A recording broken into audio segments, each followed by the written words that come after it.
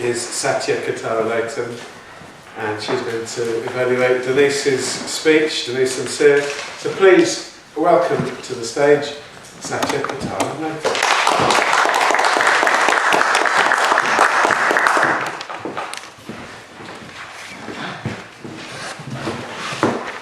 What a lovely speech Denise gave us today. I thought it was a really lovely speech because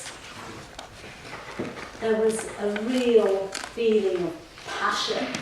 You spoke with such passion, and it was very clear that she really loves her brother, and she's so proud of him.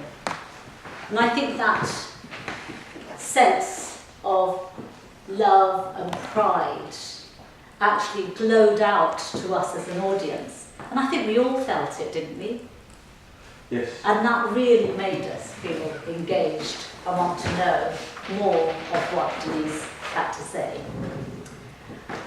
This was Denise's 8th speech, and the objectives are getting comfortable with visual aids, to use them correctly and with ease and confidence. I think you did that pretty well. You were very comfortable and confident with what you were doing with the visual aids. If there was a recommendation for me to make, that would be really when you're in front of the stage, the screen was behind you, you actually stood right in front of the screen so that people actually over here, I was over there, we couldn't actually see the screen and what it says. There are also a bit too many words on the speech, and what that does is when you have too many words, the audience starts to try and read what's on there rather than listen to what you're saying. So my recommendation would be few words, don't stand in front of the screen, let the audience stand on one side of it. But also, when you come up onto the stage, own the stage. And the lectern was right in front of you. So always make sure that you prepare yourself. Move that lectern out because you weren't using any notes, which was fantastic. That actually you didn't need to have any other furniture in front of you, so that you could actually connect more with your audience and draw them in. Overall, I think it was such a wonderful speech. We felt your pride, we felt the love you have for your brother, and actually that made it so engaging and wonderful, so well done.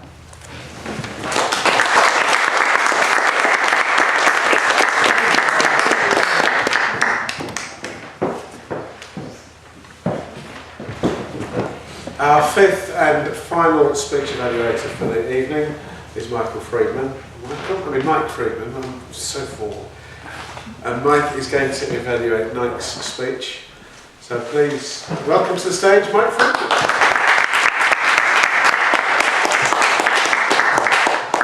Mr. Toastmaster, fellow Toastmasters, welcome guests, including Mary, who I'm yet to speak to. By now you know my slightly iconoclastic style of evaluating. I use a slightly different sequence in the sense that I look first for the title, a really cryptic title. I like a preamble, an attention grabber, that draws us all straight in so we all go, oh, I'll listen to this.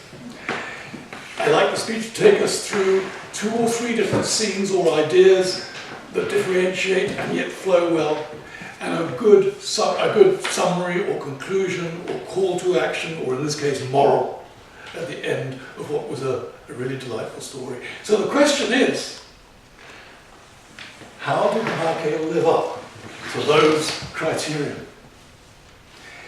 And I do have some suggestions for her.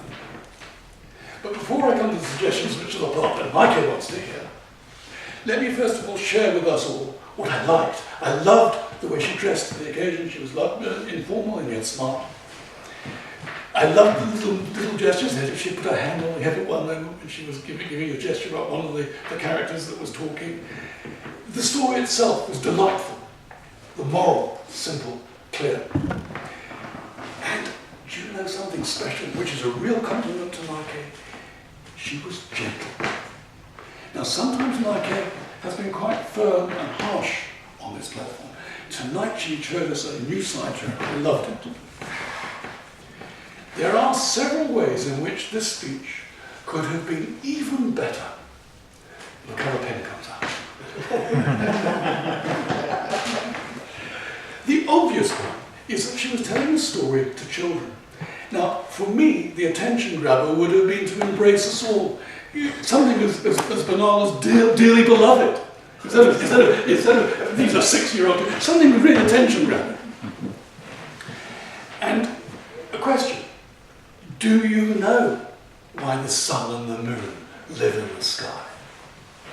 Because that's what this whole story was about. So ask us if we know, because we don't. This is not a story we know. It's a new story to us. And I'd have liked that kind of attention-grabbing preamble. I would have loved more acting.